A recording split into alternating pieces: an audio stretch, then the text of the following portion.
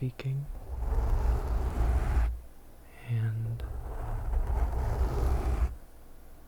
I want to talk about something that my friend and I were discussing a few nights ago, which is about kindness and why you can be kind. Because I feel like when it comes to being kind, there can be different motives behind why you're being nice. And I think one of the motives is selfless, and the other motive is selfish. And I think the one, and even though it's selfish, that doesn't necessarily mean it's bad though, or it's negative, or it's wrong.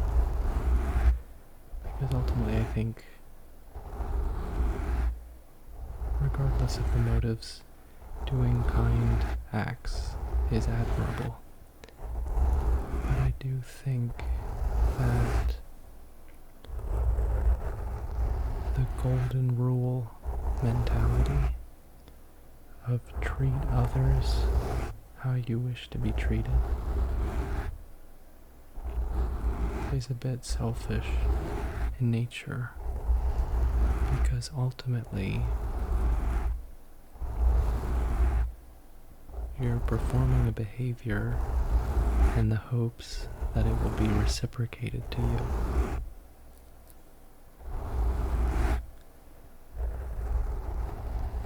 You're being kind in the hopes that the person you're kind to will be kind to you. And I wonder, ever since my friend pointed that out,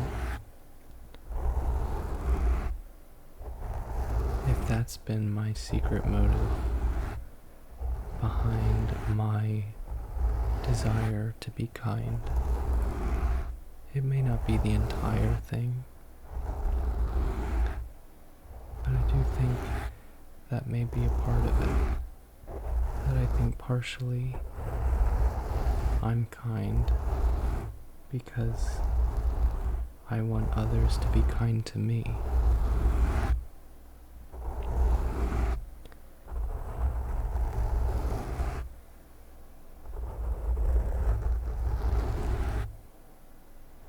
There's something a little twisted about that, I think. I'm doing a behavior almost out of self-protection or for self-advantage rather than true altruism or compassion.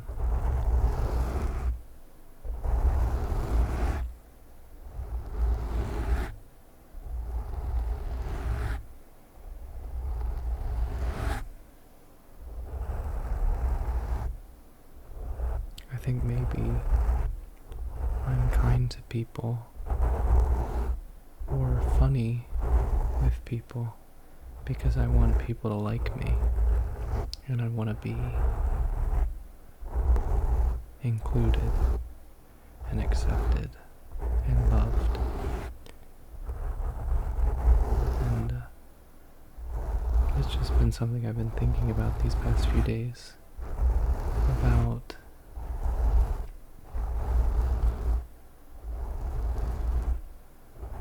almost, and it's not necessarily in a devious way, but how much I manipulate other people into, or try to manipulate other people into liking me and in a sense loving me, because I'm so desperate for that, or I guess that's something I covet, is people's acceptance of me.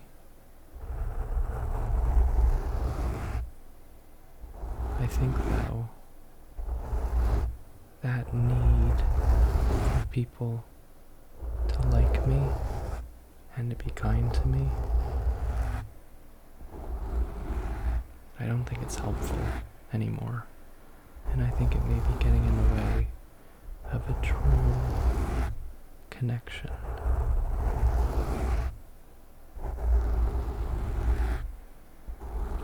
Of a natural connection. And so that's something that I'm going to start trying to do, is I'm not going to be kind unless it stems from true compassion and not simply a desire for them to be kind to me back.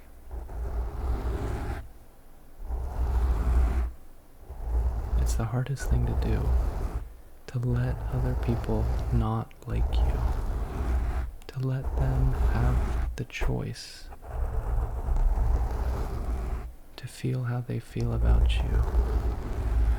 It really is the hardest thing, at least for me, to give up control and to give them the complete freedom to come up with their own opinion about you. But I think that's the only way to foster a true connection, a true relationship. You have to let go. And you have to give them the opportunity to leave you and to not like you.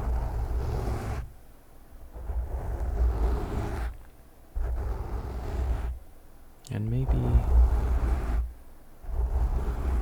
almost then in a mythological or a kind of religious sense, maybe that's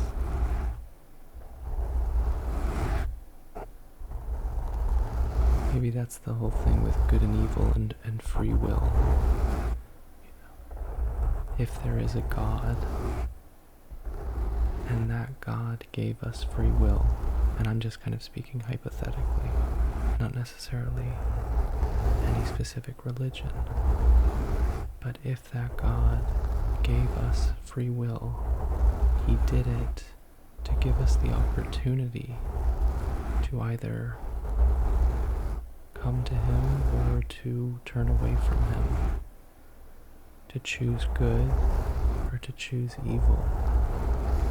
Because if he didn't, if he forced us to worship him or to do good, it wouldn't be a true relationship. It wouldn't be a true connection. It would be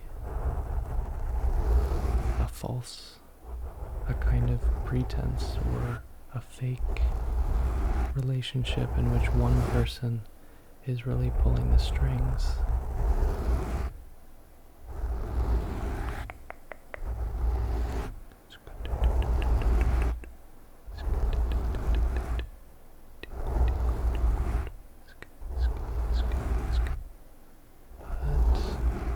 Yeah, that's been something that's been on my mind.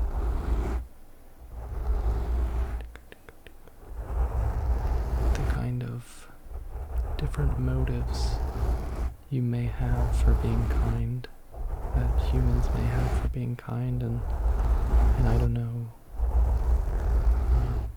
maybe you don't care as much what other people think or how they treat you, and so maybe you're kind only when it feels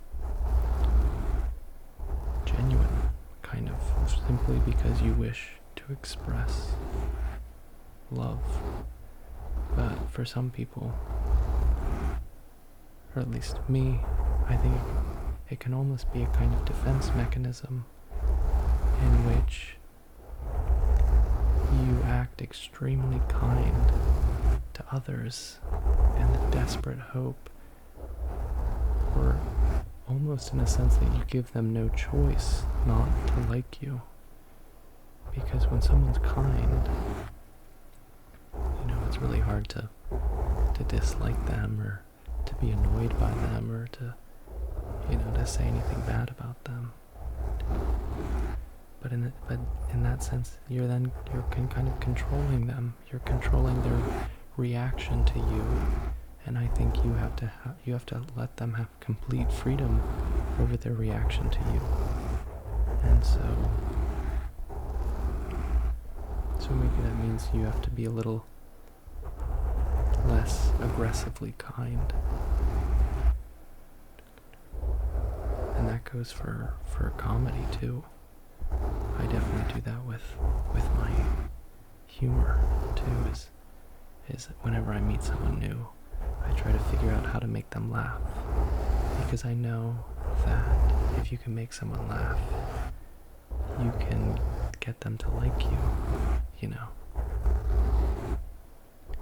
That's kind of, I feel like, one of the quickest or easiest ways to get someone to like you is to make them laugh. But even that, in a sense, I think it's a little manipulative. You're kind of forcing them to feel a certain way about you. And I think you have to allow them the space and the opportunity to find you boring or not funny or dull. But that's something I'm gonna practice, and maybe it's something you could practice too. I don't know. You may be miles ahead of me in my development, but I think it's something to maybe notice. Do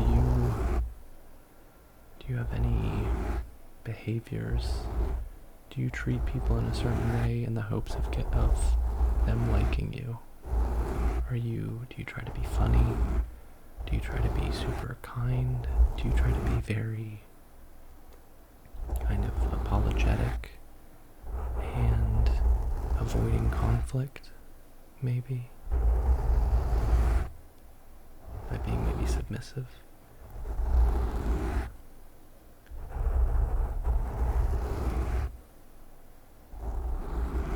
I think it's something to kind of watch and observe, because I think we're not aware of how much we try to control others and others' reactions to us or about us. Ultimately, though, I think you've got to just completely let all of that go and let people feel the way they do about you, and act simply because it feels like the right thing to do in the moment, and not because you want to cause them to treat you a certain way or to reciprocate with a certain behavior.